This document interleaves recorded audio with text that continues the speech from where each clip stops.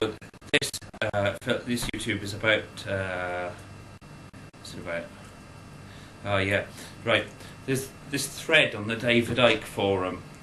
I've never been on YouTube before, but it is about two things primarily. It's about an attempt to murder me using VX nerve gas, and a secret part of the Secret Service, nominally called MI7, who issued with red identity cards and a license to kill. Now, that is illegal, okay? It is illegal in the UK. Everyone is equal under law. That's the principle of a democracy, is equality under law. No, that VX nerve gas wasn't the first attempt on my life. Right? The first attempt on my life was with, well, if you count the beastie breaking my jaw, because have you seen the film The Dirty Dozen? Yeah. Now, one of the guys in The Dirty Dozen, the big one, he's smacked someone in the jaw, and that's rammed the jaw into the skull and killed someone. So he's in prison, so he gets to go on the Dirty Dozen mission. Yeah. Well, that was the inspiration for the attempt on my life when I had my jaw broken. You see, but I turned my head just like that, and his fist, the beastie bloke's fist, it missed my jaw, and it got me there, and I smashed my jaw and knocked the enamel off the top of a molar. I was knocked out on the floor, and that was like June 2001. And so I was knocked out. I came round, and he'd gone. And after 5 days, it was still hurting, so I went to hospital. I found out I had a broken jaw. And I saw him a few days later, and I took his number plate and everything. But my mother stole the information and threw it away. And the police came round, and one of them was Agent Y, Chief Inspector Kieran Cosgrove, big fat guy, black hair. He came round and started saying, "Oh, maybe you fell over when you were drunk." You know, maybe I just imagine this person, you know, breaking my jaw. So if you call that an attempted murder, it was certainly was it GBH or ABH? Yeah, but anyway.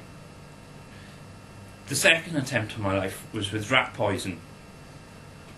That's warfarin. It makes you drink so much water. Like with Leah Betts, she wasn't killed by ecstasy. She was killed by drinking water. She drank so much water, her brain expanded. She died. Well, warfarin makes you drink a fatal dose of water. That's how it kills rats. That's how they tried to kill me. But I drank so much water. I drank so much water after they put it in the fruit curry lunchtime. I drank so much water that I vomited. And that saved my life. It was big. Yeah, and I told them to call the police, and they said it was unbelievable and mocked up the evidence. The police had been there. PC Myron Howells and his female colleague came to see me about 10 days before that happened. And PC Myron Howells used to be in the SAS. That's what he told me anyway. And he said he was off to Afghanistan because this was November 2001, you see. And I was writing a letter to John Redwood MP about the chemical works, and I was drawing a diagram about the lack of safety traps around the P2 methanol recovery column, and explaining that Glyn Cox, the health and safety officer, had told me that he'd paid £800 bribe to the health and safety executive for not having those on. And I was writing this, drawing a diagram, and I showed it to this sow, is it? A female pig is a sow, yeah? So I showed it to her, and she said, "Sir, we've got corruption here, sir." Yeah? Now, years later, I met her again in Stradley Cricket Club, right? And this time, instead of giving it all, "Sir, we've got corruption here, sir," she'd been paid a lot of money by the royal family to fabricate evidence that I was a paedophile, yeah? Not for going to court, yeah? But just so they could rumour it round the town to incite violence towards me and that sort of thing, just general bent pigs being nasty, you know, fabricating evidence for receipt of corrupt and illegal payments. And she started telling me off, "Don't you think all these people are onto a good thing, having all this money?" So that's where it went from. You know, a first impression. Sir, we've got corruption here, sir. Don't you think all these people are onto a good thing, having all this money? So that is Dyfed-Powys Police all over, bent to the core. Yeah, there are dozens of bent pigs in Dyfed-Powys Police, and I got proof of a lot of this. Yeah, and the proof of it is that I've taken down their words and used it in evidence against them. In other words, they have made such defamatory and utterly unbelievable comments about me that it proves beyond any doubt whatsoever that they are bent pigs on the make. Right? Now, this MI7 thread, okay, it doesn't tell the background, okay? It tells some of what happened before and some of what happened since the VX nerve gas, but essentially Tony Blair and Prince Charles have been trying to be murdered for a long time before that. It was May 2002 they started the bio-warfare terror campaign, so that was before they decided to, before they publicly decided to invade Iraq.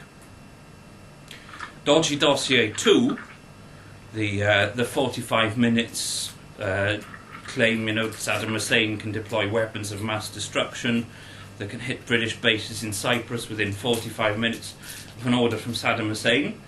He lied, yeah? Now, he made that up and published it on the 9th of September 2002. Now, Tony Blair had already been, since May 2002, proactively involved in a campaign to systematically poison me using biochemical warfare terror weapons since May 2002. And what they did is they put me on a drug called clozapine that destroys the immune system and infected the hospital ward with SARS, severe acute respiratory syndrome, the coughing, the sneezing, the diarrhea. And the symptoms went away apart from the diarrhea, and the reason the diarrhea didn't go away is because they were constantly reinfecting the food. Yeah? Now, of course, you have to keep topping it up. Any gut infection will go away after a few days, so they have to hound you. They have to bribe chip shops. They have to find out where you're eating. Yeah? And one of the levers the bent pigs often actually use to get people to take bribes and poison my food or beer glasses and use sleight of hand and various techniques that Kieran Cosgrove, Agent Y, has taught them. They tell them I'm a paedophile, and this is why the Missy Madam, yeah, Sarah, I think her name is, yeah, she's fabricated this evidence so they can go around lying to people. And this is the scam in Llanelli Police, you know.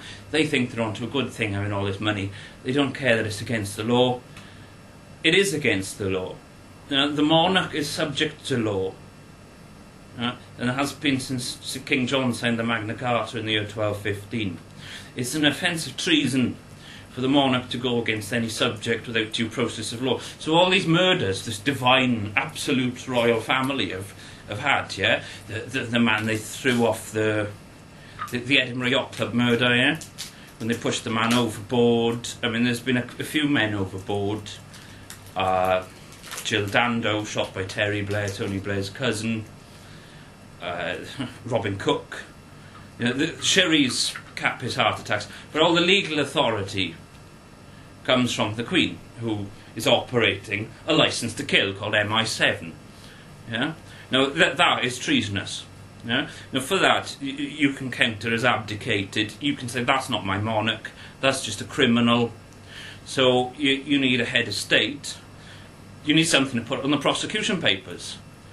Now, luckily, with amazing foresight, I did happen to declare myself Lord Protector in a letter to Bertie Boothroyd, that was the Speaker, in 1999.